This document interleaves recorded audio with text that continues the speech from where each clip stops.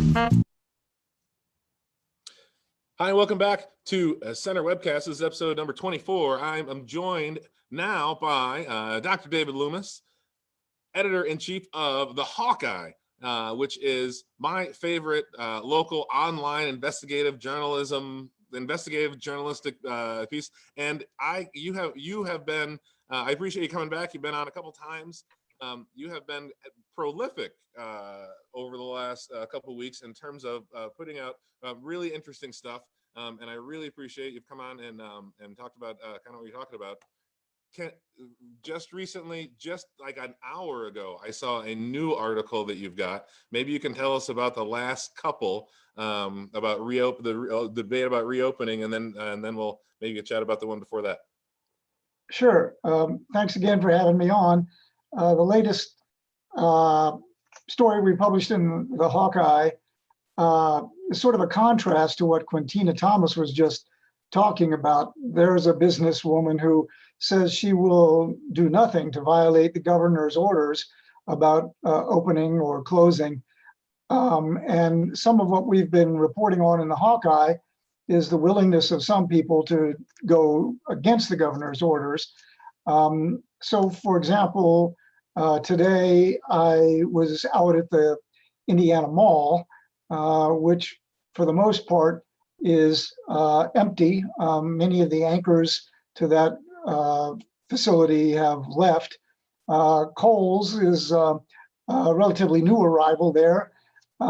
They've been closed. On Friday, they reopened for curbside, and then on Monday, they admitted customers into the store, and the photograph you see there shows people entering the store at around midday today. Not everybody is allowed to open at Kohl's, but some of the smaller shops have opened. So one of them that I went to visit today is a Hallmark store that's opened. It opened in September of 2019, or at least the new owner bought it in September 2019. And there's Julie McAdams, the owner, at the rear exterior entrance to the Hallmark card shop in Indiana Mall. Now, since the mall itself is closed by order of the governor, the mall allows small shops with exterior entrances like Ms. McAdams' card shop to open its rear door. So she was open and she was happy to talk about how business is going. It's, slowly coming back. She opened to 7 customers on Monday, and she had a couple by the time I went to see her around noontime today.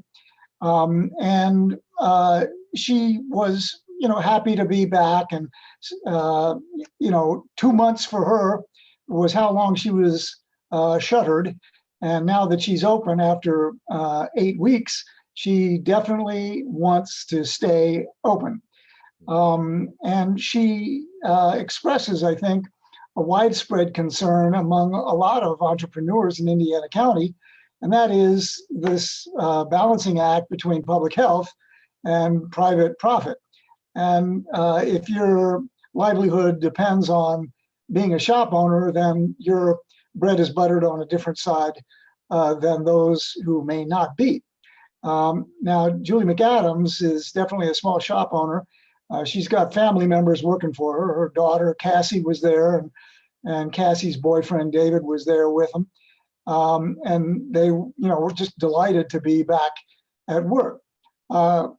It was sort of coincidental, but just 30 yards down the wall of that rear wall of the mall is a gym called Sobek Fitness.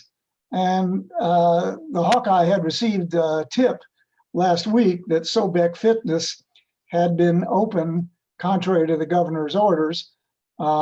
So, last week I called the owner and I called the mall manager, and the owner said, no, we're not open. And the mall manager said, no comment.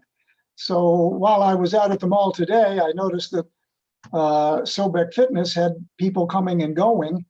One of the photos in today's story shows a couple of young guys with gym bags on their shoulders entering that locked smoked glass door using a swipe card and going into the facility. One of the guys who was waiting to go in there said he had an appointment for noon.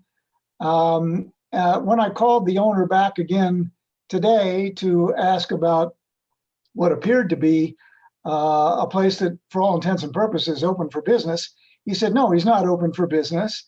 And he said that the people who were coming and going with gym bags were there to help him prepare to reopen whenever that day may come.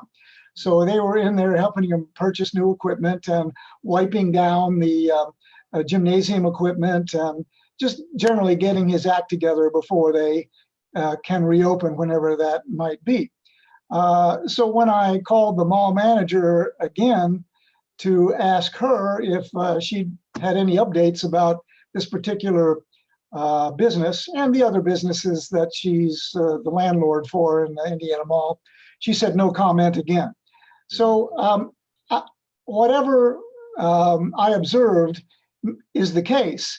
I think it does reflect, and his neighbor, Julie McAdams, reflect a very strong desire among entrepreneurs in Indiana County, and not just, to get back in business because they're hurting for certain, and the governor's orders are causing real financial pain. Now, I don't think I need to explain the alternate side of the question, which is public health, but that's what interests me, because if it's conflict, then it's newsworthy, and this is fundamentally a conflict story. Right. Do you know what the repercussions are, or what the governor has like for these folks who seem to be violating the designations in terms of yellow and green? What are the consequences? What is the body that is going to reinforce those? I guess I've heard the governor reply to those questions, and I think he avoids the question and appeals to folks' just sense of decency and assumption that small businesses are, like you said, wanting to do not want to put their customers in danger, and so will want to follow his guidance. But it still leaves open this question of, there are a number of local businesses here who have said, well, I'm going to open anyway. That's right. What is there to be done? Well, I think the governor does rely on a public sense of solidarity on this, but clearly that's no longer the case. There have already been 2 raucous protests at the state capitol, and some people have called for the governor's impeachment. One member of the State House of Representatives has introduced, or at least he's looking for co-sponsors, and Representative Jim Struzzi, our local state representative, has indicated that he is considering signing the impeachment resolution to impeach Governor Wolf. He has not yet signed it, but he was quoted in the Indiana Gazette saying that he is considering it, and he reinforced that when I checked back with him. Really? And yes, he really is considering it. I should add that there's a lot of resistance, some of which I don't quite understand. For example, coroners in the state of Pennsylvania have expressed their displeasure with the state Secretary of Health, Rachel Levine, and some of the state's coroners have called for her resignation. Our county coroner, Jerry Overman, would not respond to a question from me asking whether he's among those, but he has expressed his displeasure with the way that they're counting cases and mortality rates and things of that sort. I'm not sure I understand what it's all about, because it seems to me there are bigger fish to fry right now than how many people have got the virus. I mean, if you're off by a couple hundred, that's just a fraction of what we're talking about. But getting back to your question about the enforcement mechanisms, as far as I understand, the primary responsibility lies with the state police. They're not the only enforcement agency, but I think the state police, are hoping that people just kind of go along with what the governor has said, and that consumers will help reinforce the governor's order by either not patronizing people who violate those orders or urging those entrepreneurs to just hang tight. And by the way, if I could slip in my own 2 cents on this, it seems to me that it's a diversion from the real issue, because the real issue, which I think some of your guests earlier this program have alluded to, is that what local brewers and local hair salons need is financing from the federal government and those banking institutions which have been authorized to loan them money. That's the way we're going to keep people on the payroll, feeding their families and paying the rent. It's not because we're not counting the right number of infected people and dead people. So I think there are some other issues at play here, but I don't detect that the state police is coming on hard and heavy with this. And I think I understand why, because if you want to push back and a flashpoint, get the cops to come down on you really heavy. And I think you're probably going to have more trouble than it's worth. That's my own 2 cents. Yeah, I mean, that seems to make a lot of sense to me. I can't imagine that that's a lose-lose scenario for everybody. But I also think you're right. The point may not be made enough that the support that was supposed to go to these small businesses who are really hurting has not made it to all these small businesses in a lot of ways. We have had some folks that have received it. However, we did hear from Linda Mitchell from downtown Indiana last week, who said that around 70% of businesses around this area applied for one of those 2 programs, and only about 40% of those 70%. So that's like 28%, like 30%. And I tended to get a different message from both Susie and from Pittman and from the folks that we talked to at the bank about how widespread those programs really were. Right. So I don't have a widespread representative sample of the business community in Indiana, Pennsylvania, but the sense I do get from reading national media, state media, and consulting with some local businesses is that the money that is needed to sustain businesses and business employees and business owners is going to be the responsibility of the federal government. Now, if you look to the federal government right now, it sounds to me like they're dithering and they are unable to come to any agreement about what clearly seems to be additional needs throughout the country. $3 trillion is the next installment, at least according to the House of Representatives. And that may not be enough, according to independent observers, but of course it's stalled in the Senate, which is a tragedy because those 40% of the 70% are hurting for certain, right. And they need some money. Well, let me ask you about that, a little about your article from before this one, because I think we touched on it a little bit in terms of the thing that's driving these decisions, whether or not it's public health, whether or not it's economics, or whether or not it's politics. And it seems like there's a ton of politics that have been kind of injected into these decisions in terms of people liking or not liking the governor, or liking or not liking Trump. It seems like there's a lot. You have I'm looking at your politicking in Pennsylvania, Pennsylvania's pandemic. Can you talk to us a little bit about that one?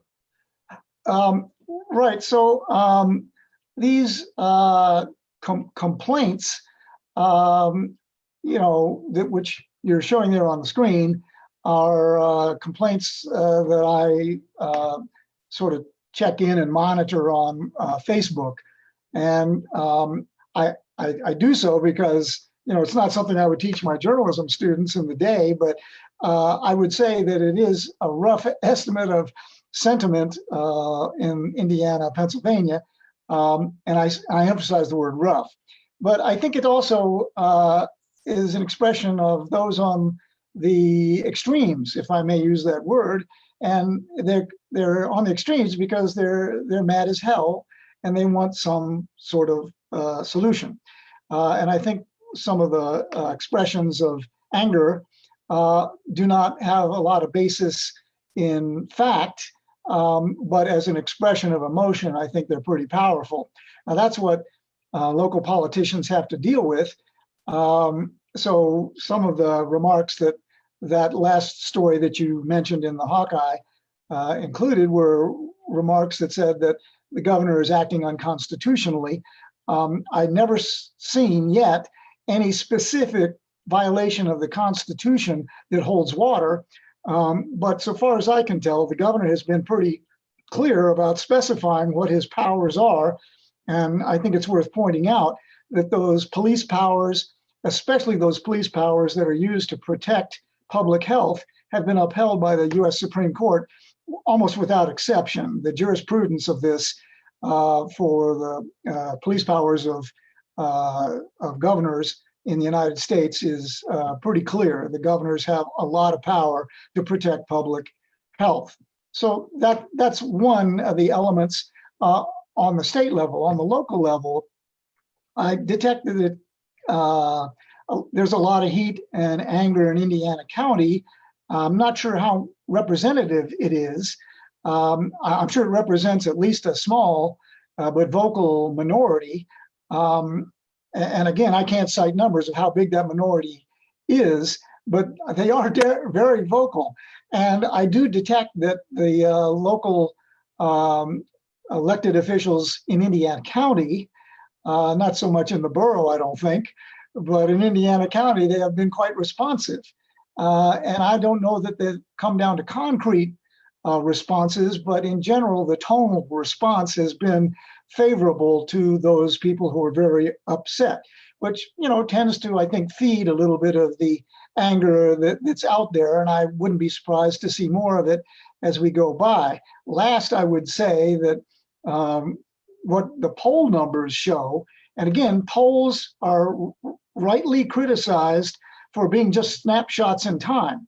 But if you look at the snapshots over a period of time, then you find a pattern. And the pattern shows that the governor is way more popular, at least insofar as his job performance is concerned, than, say, for example, the president of the United States. So the governor's actions, of course, are upsetting to some people, but the vast majority, and I'm talking about 2/3 to 3/4, depending on which period of time you're looking at here in the snapshots, Governor Tom Wolf has been doing pretty good insofar as his job ratings are concerned. And I don't doubt that that will change as well. And of course, the media will jump on the conflict and the anger as they usually do, as they rightly should. But meanwhile, the governor not only enjoys high numbers, but he's also pushed back. And so far as I can, and by the way, he pushed back and got some people to back off, some localities to back off. So I think that's at least for now, a sign that the governor is winning that fight. There's it will be interesting to see how much of these moves to impeach or whatever are pushing back. I feel like these are like you said, mostly political arguments. They are, when you look at it closely, I don't know where the unconstitutionality has happened. There are powers that the governor has under public health conditions, like you said. I just don't think there's any there. And to be frank, I'm surprised that our local folks are I think feeding into it and thinking that there is something there. And rather than working in collaboration to make sure that we get over the public health crisis safely. Well, it is an election year for local officials, in addition to a presidential election year. So that might have something to do with it, and I wouldn't expect to see more. Yeah, I guess that's right. Well, I really appreciate you coming on. The other thing that I think is very true is, despite the fact what your sense of the anger that is local here in Indiana, I think is accurate. We don't have numbers here as well, but I see there are a lot of folks who feel like they're not being treated well. And I think the unfortunate thing that I'm not sure if we have a whole lot of time to talk about here is what the other thing that breeds and not just anger, but is mistrust, and then feeds into these conspiracy theories that go around. And then when we have, we talked about the coroner kind of doubting these numbers, it just feeds into this sort of this hole of misinformation and mistrust that, frankly, I'm not sure. I mean, I think more information is always better for folks to sort of hear about it more, but it's really it's a bad combination. I agree. Yeah. Well, Dr. Loomis, I appreciate you coming on again. I really do. We should do a show, right? There should be a Hawkeye Center show that we do, and we pull on. We could do like a reporters roundtable on Sundays and be like the local meet the press kind of a thing. Let's talk about that. All right, let's talk about it. We'll talk about it for sure. Thank you so much for coming on, and we'll talk soon. Good. Thanks for having me again. Okay.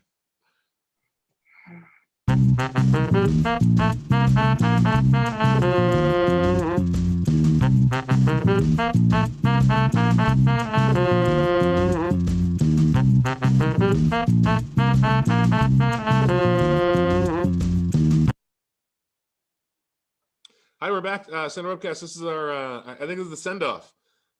Sybil, who do we have coming up? We're this small business focus, I think, is really important. I really appreciate having these different voices on. I wonder if we can get some of these folks who are defying the orders to come on. I'm hoping. So Thursday, I guess we'll have more small business owners. I'm not sure what happened with Josh today, but I'll get in touch with him. Perhaps he'll be back for Thursday.